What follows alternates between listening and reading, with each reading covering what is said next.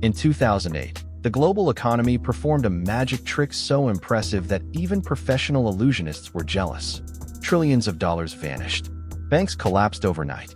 Governments panicked. Economists began sentences with, well, in theory, and never finished them. To ordinary people, it felt like waking up one morning to discover that the financial system, supposedly built by very serious adults in expensive suits, was actually held together by optimism, spreadsheets, and vibes. The 2008 financial crisis was not caused by a meteor, a war, or aliens. It was caused by something far more dangerous: confidence. Specifically, the confidence of people who believed housing prices could only go up, risk could be sliced so thin it would disappear, and math models could replace common sense. This is the story of how the world's smartest financial engineers managed to turn mortgages, arguably the most boring financial product imaginable, into a global economic disaster with the enthusiasm of a toddler discovering matches. Every great disaster starts with a good intention. In this case, the intention was simple and noble. Everyone deserves to own a home. In the early 2000s, the United States decided that homeownership wasn't just a personal milestone.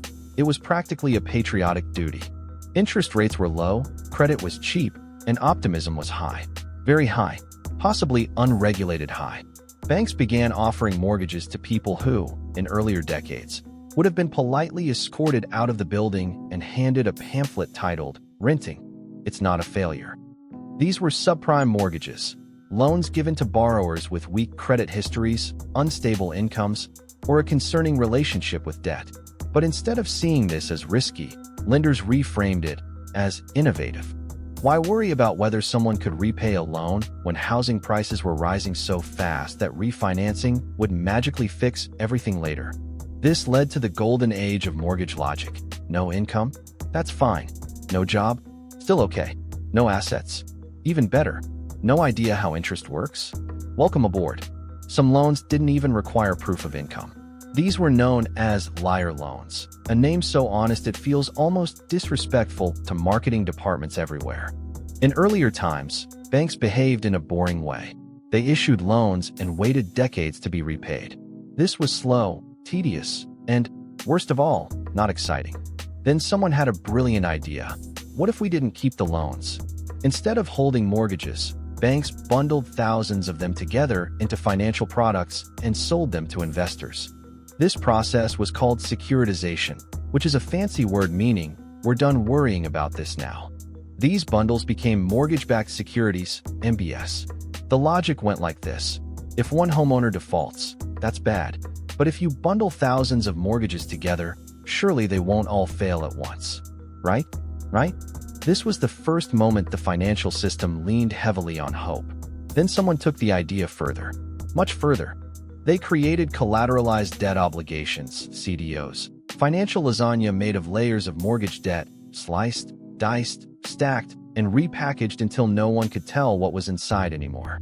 Risky loans were mixed with less risky loans, then magically transformed into products that rating agencies labeled as safe.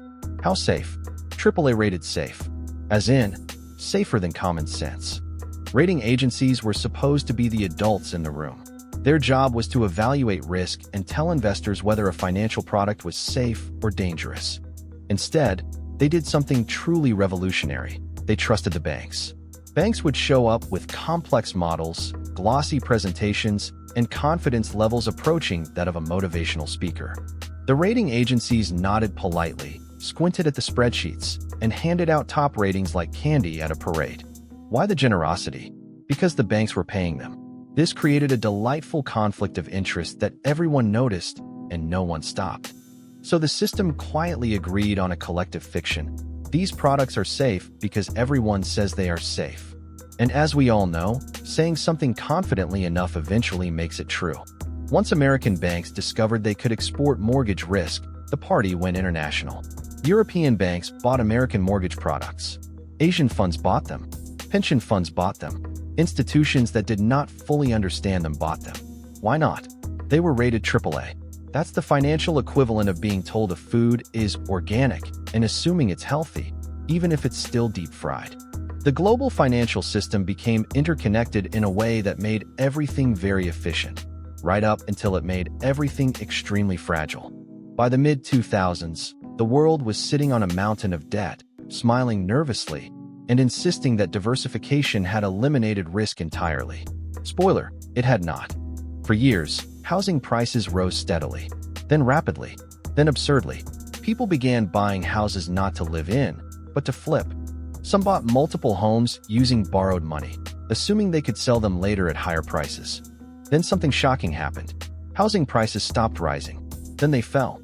And suddenly, millions of homeowners realized they owed more on their mortgages than their houses were worth.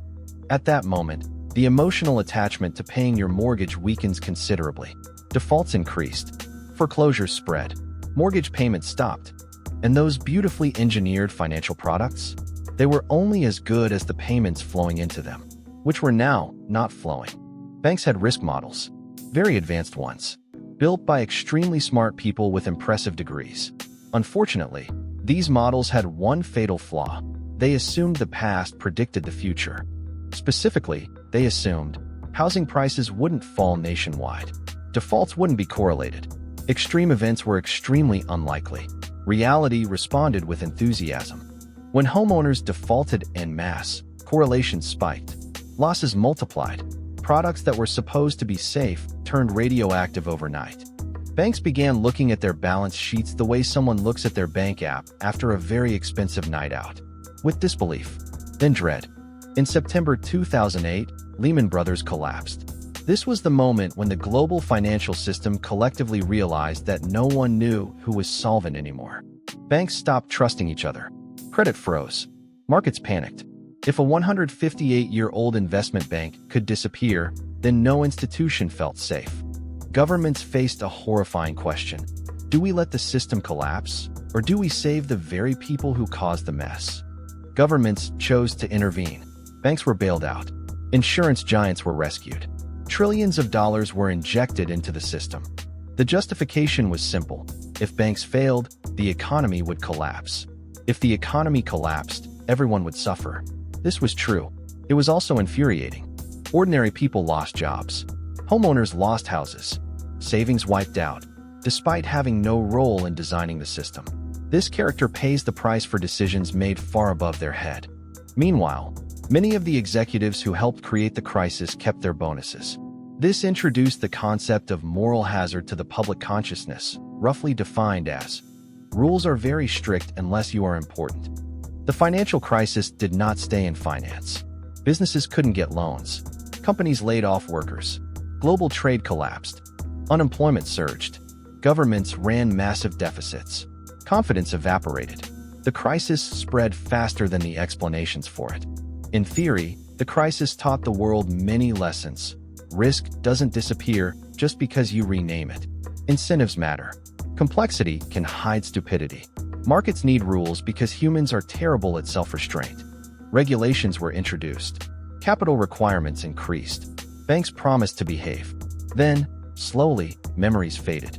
Because nothing is more powerful than the belief that this time is different. The 2008 financial crisis was tragic, devastating, and avoidable. It was also absurd. It showed that highly educated people can make catastrophically bad decisions. Fancy math cannot cancel human greed. Systems designed without humility will eventually collapse. And perhaps the most important lesson of all, when someone tells you risk has been eliminated, you should immediately assume it has been hidden. The global economy survived, but it did not forget. At least, not entirely.